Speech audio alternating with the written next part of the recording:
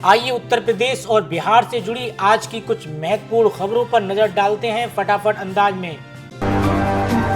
बिहार दौरे के पहले ही दिन पीएम मोदी ने लिख दी एनडीए की जीत की सियासी पटकथा। प्रधानमंत्री नरेंद्र मोदी बिहार के 2 दिवसीय दौरे पर हैं। उन्होंने पटना में एक बड़ा रोड शो भी किया, जिससे 2025 विधानसभा चुनाव का बिगुल बज गया है। बीजेपी नेताओं के साथ बैठक में उन्होंने बूथ स्तर पर जीत की रणनीति पर भी जोर दिया। बिहार के विक्रमगंज पहुंचे प्रधानमंत्री नरेंद्र मोदी। 48,500 करोड़ की योजनाओं का किया लोकार्पण और शिलान्यास। पीएम मोदी ने पटना में अचानक बदला प्लान। राजभवन से पहले विजय सिन्हा के बेटे की सगाई में पहुंचे, तस्वीर आई सामने। प्रधानमंत्री नरेंद्र मोदी ने पटना में अचानक अपना प्लान बदल दिया। बीजेपी के कार्यकर्ताओं के साथ बैठक के बाद उन्हें राजभवन जाना था। हालांकि इससे पहले वे उप मुख्यमंत्री विजय कुमार सिन्हा की बेटे की सगाई में पहुंच गए और उन्होंने दोनों को आशीर्वाद भी दिया। लालू प्रसाद पर बरसे अनुष्का के मामा। तेज प्रताप को पार्टी से बाहर निकाले जाने पर कही ये बात। तेज प्रताप यादव और अनुष्का विवाद में अब अनुष्का के मामा प्रोफेसर फनी भूषण यादव ने लालू परिवार पर गंभीर आरोप लगाए हैं। उन्होंने साधु यादव, सुभाष यादव और नागेंद्र यादव को 3 काले नाग बताते हुए कहा कि लालू यादव को नजरबंद किया गया है। साथ ही मुख्यमंत्री नीतीश कुमार से सुरक्षा की मांग की गई है। इस बयान से बिहार की राजनीति में हलचल तेज हो गई है। आप नहीं तो आपके बेटे को टिकट राजनीति में नहीं होना चाहिए, जमींदार प्रथा। बीजेपी नेताओं को पीएम मोदी की नसीहत। बिहार दौरे पर पहुंचे प्रधानमंत्री नरेंद्र मोदी ने पटना में बीजेपी के सांसदों और विधायकों और पदाधिकारियों के साथ बैठक की। उन्होंने बीजेपी के नेताओं को नसीहत दी कि आप नहीं तो आपके बेटे को टिकट, राजनीति में ये नहीं होना चाहिए, जमींदार प्रथा नहीं होनी चाहिए। पटना एयरपोर्ट को मिला नया टर्मिनल। बिहटा में इंटरनेशनल एयरपोर्ट की पीएम मोदी ने रखी नींव। बिहार की राजधानी पटना में प्रधानमंत्री नरेंद्र मोदी ने एयरपोर्ट के नए टर्मिनल भवन का उद्घाटन किया और बिहटा एयरपोर्ट पर नागरिक इनक्लेव की आधारशिला रखी। ये परियोजना बिहार में हवाई संपर्क, पर्यटन, व्यापार और निवेश को नई दिशा देगी। 1,200 करोड़ रुपए की लागत से बना ये टर्मिनल अंतर्राष्ट्रीय सुविधाओं से लैस है। बिहटा की योजनाओं से राज्य को पूर्वी भारत के प्रमुख आर्थिक केंद्र में बदलने की उम्मीद है। चिराग पासवान ने खुलेआम कर दी लालू तेजस्वी यादव की तारीफ। आरजेडी से गठबंधन पर दिया बड़ा बयान। केंद्रीय गृह मंत्री चिराग पासवान ने लालू प्रसाद यादव और तेजस्वी यादव की प्रशंसा की। उन्होंने कहा कि उनके परिवार का आरजेडी परिवार से गहरा रिश्ता है, क्योंकि रामविलास पासवान और लालू प्रसाद यादव सहयोगी थे। हालांकि उन्होंने लालू और तेजस्वी के साथ चुनावी गठबंधन से इनकार किया और तेजस्वी को उनके पुत्र के जन्म पर बधाई दी। प्रशांत किशोर ने कर दिया चैलेंज। नीतीश कुमार पर दिया बड़ा बयान। प्रधानमंत्री नरेंद्र मोदी बिहार के दौरे पर हैं, ऐसे में जन स्वराज पार्टी के मुखिया प्रशांत किशोर का एक बयान भी सामने आया है। प्रशांत किशोर ने पीएम मोदी को चैलेंज करते हुए कहा कि नीतीश कुमार को सीएम फेस घोषित करें।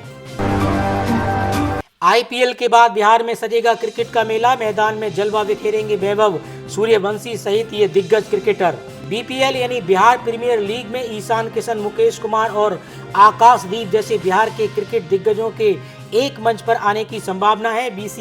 बीसीसीआई ने उन खिलाड़ियों को शामिल करने की अनुमति मांगी है जो दूसरे राज्यों से खेलते हैं। आईपीएल के नियमों का पालन किया जाएगा और वैभव सूर्यवंशी जैसे युवा सितारे भी अपनी प्रतिभा दिखाएंगे।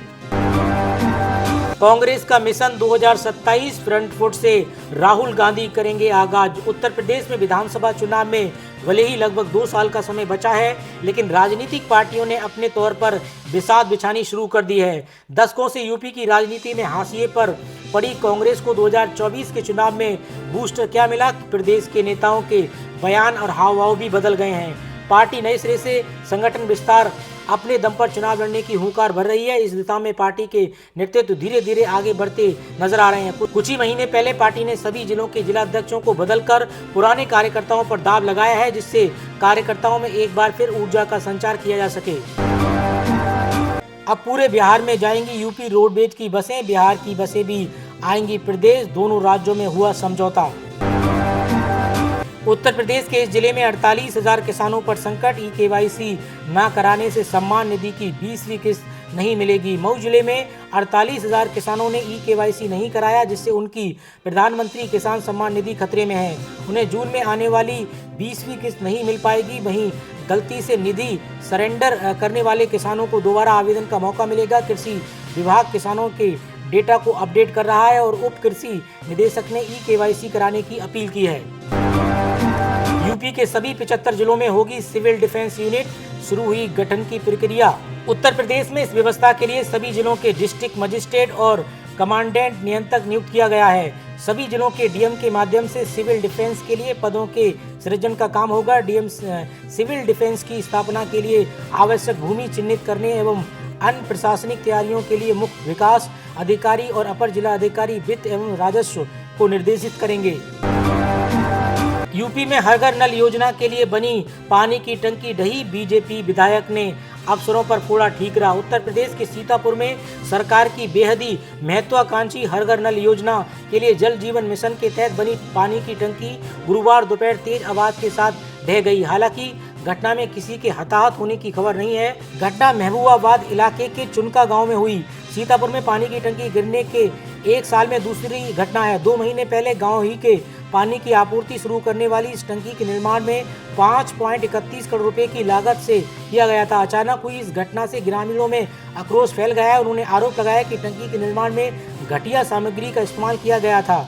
घटना का यह ठीकरा महमूदाबाद के भारतीय जनता पार्टी के विधायक आशा मौर्य ने अफसरों पर फोड़ा है। विधायक ने एक्स पर इस घटना को लेकर चिंता जताई है।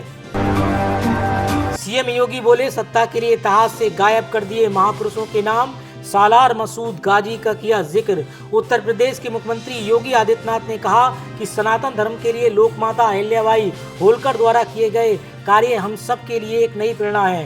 यही प्रेरणा हमें इस बात के लिए प्रेरित करती है कि सुशासन की आधारशिला विरासत बनेगी। उन्होंने ये कहा कि अहिल्याबाई ने सनातन धर्म और भारतीय विरासत की जो मजबूत नींव रखी, वही आज प्रधानमंत्री मोदी के नेतृत्व में विकास और विरासत के लिए अभियान का आधार बन चुकी है। उन्होंने कहा कि हमारे देश में महापुरुषों की एक लंबी श्रृंखला है जो समाज को एक नई संजीवनी देते रहे हैं। बीच के कालखंड में विदेशी दासता के शिकार हुए सत्ता लोलुप लोगों ने प्रेरणा देने वाले ऐसे लोगों का नाम सामने आने नहीं दिया और उनको इतिहास के पन्नों से गायब कर दिया गया। यूपी में कैब, ऑटो और ई रिक्शा चलाने वालों के लिए नया नियम, योगी सरकार ने जारी किए निर्देश। लखनऊ में महिलाओं की सुरक्षा को ध्यान में रखते हुए टैक्सी, ऑटो और कैब सेवाओं के लिए नया नियम लागू कर दिया गया है। अब हर ड्राइवर को अपना नाम और मोबाइल नंबर गाड़ी में दिखाना अनिवार्य होगा। नियम का उल्लंघन करने पर वाहन चलाने की अनुमति नहीं मिलेगी। ये फैसला महिला आयोग की सिफारिश पर लिया गया है, जिससे सार्वजनिक परिवहन में पारदर्शिता और सुरक्षा बढ़ेगी। शादी में विदाई से पहले चले लाठी डंडे, दुल्हन के चाचा को पीट कर किया घायल। झांसी के एक विवाहघर में चल रहे शादी समारोह में उस समय हंगामा हो गया जब दुल्हन की विदाई से थोड़ी देर पहले कुछ लोग लाठी डंडे और धारदार हथियार लेकर पहुंच गए। ये लोग गाड़ियों में तोड़फोड़ करते हुए दुल्हन के चाचा के पास साथ मारपीट करने लगे। मामले में 5 लोगों के खिलाफ मामला दर्ज हुआ है। प्रधानमंत्री नरेंद्र मोदी पहलगांव में मरे शुभम के परिवार से मिलेंगे। 11 साल में 8वीं बार कानपुर पहुंचेंगे। 47,000 करोड़ के प्रोजेक्ट का इनॉग्रेशन करेंगे। अनुप्रिया पटेल की पार्टी ने आरपी गौतम को बनाया प्रदेश अध्यक्ष। यूपी की सियासत में क्या होगा इसका असर? अपना दल एस के इस कदम को राजनीतिक गलियारों में महत्वपूर्ण माना जा रहा है, क्योंकि उत्तर प्रदेश में गठबंधन की रणनीति और सामाजिक समीकरण का आगामी चुनाव में बड़ा प्रभाव पड़ सकता है। फिलहाल पार्टी को इस बड़े बदलाव से कितना फायदा होगा, ये तो आने वाला समय ही तय करेगा। मुस्कान लड़ेगी अपना केस, जेलर को लिखा लेटर, कहा मुझे LLB करवा दें, वकील बनूंगी। उत्तर प्रदेश के मेरठ जिले से चर्चित सौरभ राजपूत हत्याकांड की मुख्य आरोपी मुस्कान पिछले 75 दिनों से जेल में बंद है। मुस्कान ने अब जेल के प्रशासन को पत्र लिखकर LLB की पढ़ाई करके वकील बनने की इच्छा की है। जेल प्रशासन ने भी इस पर विचार करने की बात कही है।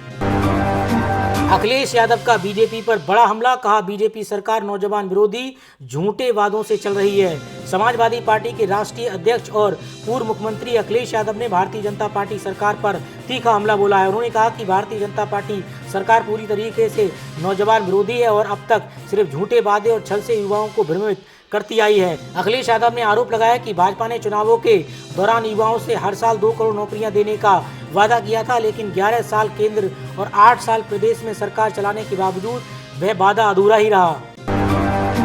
सेना पर टिप्पणी मामले में राहुल गांधी को झटका, हाई कोर्ट ने राहत देने से किया इनकार, खारिज की याचिका। कांग्रेस के वरिष्ठ नेता और लोकसभा में विपक्ष के नेता राहुल गांधी को इलाहाबाद हाई कोर्ट की लखनऊ खंडपीठ ने बड़ा झटका दिया है। कोर्ट ने सेना पर कथित आपत्तिजनक टिप्पणी मामले में उनकी दायर याचिका खारिज कर दी है और उन्हें कोई राहत देने से इनकार कर दिया है। तो दोस्तों, आज की खबरों में इतना ही। मिलते हैं और एक नए अपडेट के साथ। इसी तरीके की देश और दुनिया की और खबरों के लिए आप AK न्यूज़ के साथ जुड़े रहिए।